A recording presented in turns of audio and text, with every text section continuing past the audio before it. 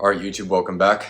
Just a quick update before we actually start the video about the watch giveaway for the Seiko SRP E57. I had to pick a new winner because the original winner of the competition never reached out and got in contact with me. So I had to pick a different winner, and the new winner of the competition is going to be Hunter Clement 3101. Congratulations, Hunter. Congrats on your new watch. We've already been in contact with each other, but just for everyone who's watching, there is a new winner for this competition now. And going forward in the future, because I do intend to do more of these competitions and do more of these giveaways, in order to prevent having to sit on the watch for an unreasonable amount of time, all future winners of the competition will have 1 week to claim their prize from the day that I announce the winner of the giveaway. So I just want to make that clear going forward. Again, there will be future chances to win other watches, so stay tuned for that if you are interested, and let's get to the video. Today we are discussing 6 more things in life that are worth every penny. I just want to get this out of the way right now. I did not expect the previous video that I did on this topic to get as much attention as it did. So for everyone that watched the video, for everyone that liked and commented, thank you. I want to clear something up. These things that I'm going to talk about are all material things. I understand that in the grand scheme of life, that there are experiences and people and intangible things that exist in this life that are always going to dwarf these 6 things in terms of how much they're worth. But for the purpose of this video and for the topic that we're covering today, I'm not going to touch on that. I'm going to focus on like actual physical, tangible things that you can buy with money that I believe are worth it, because we live in a capitalist society and everybody's trying to sell us something, and sometimes the things that people are trying to sell us are not worth it at all. So let's get into it. The first thing that I want to touch on is going to be self-defense training / equipment. This could range from jiu-jitsu training to wrestling, boxing, whatever, all the way to things like pepper spray, tasers, or even firearms, if that's something that you choose to put money into, and that's a path you want to go down. But the main advantage to having some sort of self-defense training and equipment is that these things can literally save your life. If you ever get into a situation or you're ever attacked, you can call on these things and use them to save your life, and that way you can avoid being completely incapacitated in a lethal or deadly force situation. Additionally, in terms of training specifically, doing any sort of like self-defense or martial arts training has the added side effect of getting you really fit. Anybody that's gone 3 rounds in jiu-jitsu or a couple rounds in boxing knows how exhausting it is, both to your muscles and to your cardiovascular system. If you are consistent in martial arts training, then you will get fit as a result. And as I spoke about in the previous video, having a gym membership and being fit is absolutely worth it and absolutely crucial to have. And lastly, self-defense training is something that nobody can take away from you. If you learn the skills and you internalize them, then that is not something anybody can take from you. The second thing though that we're going to talk about, and it's behind me, are some good books. So I have a few good books right here. Most of the books that you see are written by Ryan Holiday, who is a very famous Stoic author. I'm currently reading Discipline is Destiny, and as you can see, I'm almost halfway through it. Actually, no, I'm more than halfway through it, rather. This is a really good book. I definitely recommend picking this up for any of you who are feeling a little bit lost in life or are struggling to achieve your goals. I think that this is a really good book to pick up, and you can learn a lot from it.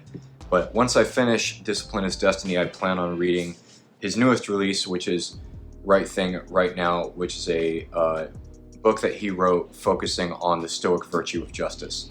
So I think that this entire series, there's 4 books in this series. It's absolutely worth it to have. But as you can see, there's another book, The Obstacle is the Way. the Book of Five Rings, which I'm still slowly reading. I'm about halfway through this as well.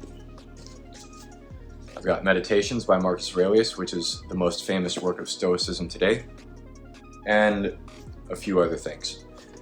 But the point here is that books are always worth it because reading a good book will expand your mind.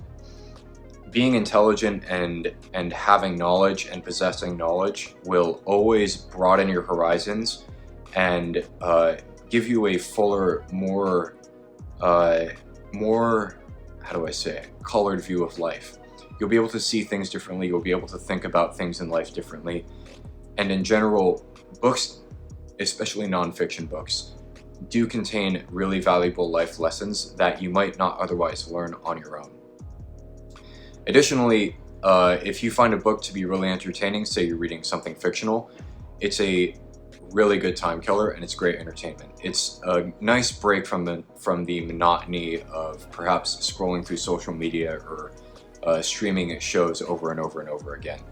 A good book, especially a good fictional book, will always be an enjoyable thing for me. The next thing that we're going to talk about is a high quality laptop. For me, I use a MacBook Pro that I bought off of my friend for $500. And the MacBook was made in 2020, it's now 2024. So this thing has lasted a very long time.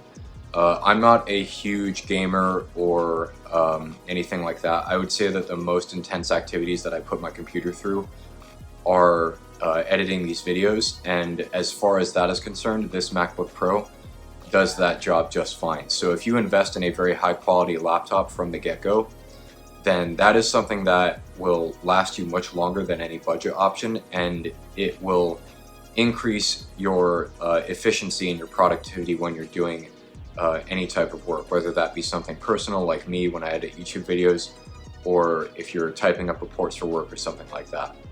The next thing that I want to talk about is going to be well-made formal clothing. I'll admit that I haven't had to wear any of my suits in a long time. You know, being in Hawaii, this is a very relaxed environment. It's really too hot out to wear a suit if you don't have to.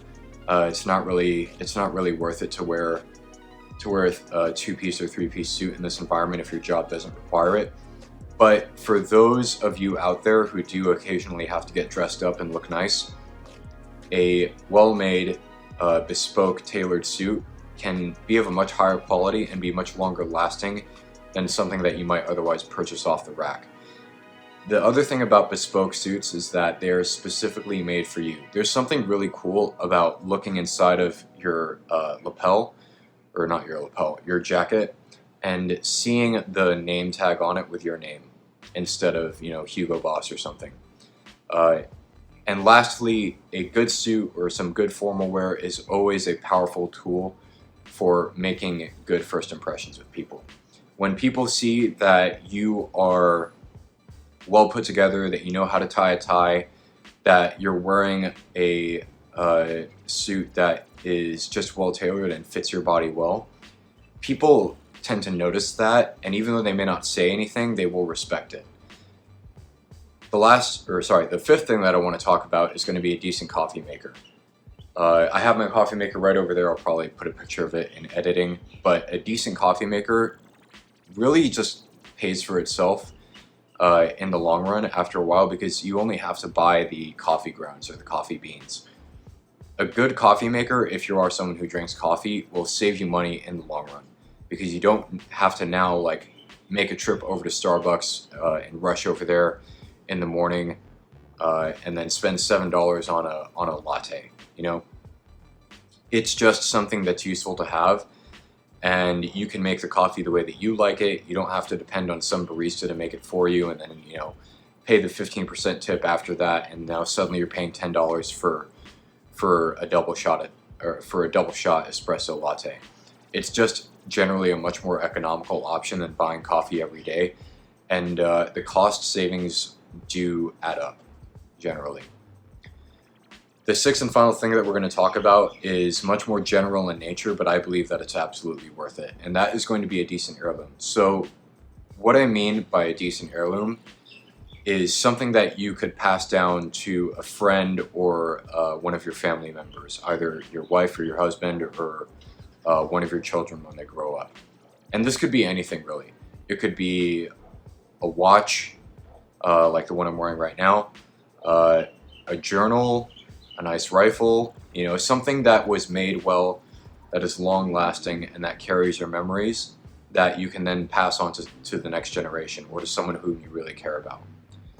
A good example of this, even though it was never really meant to be passed on, is Marcus Aurelius' Meditations, as I previously mentioned.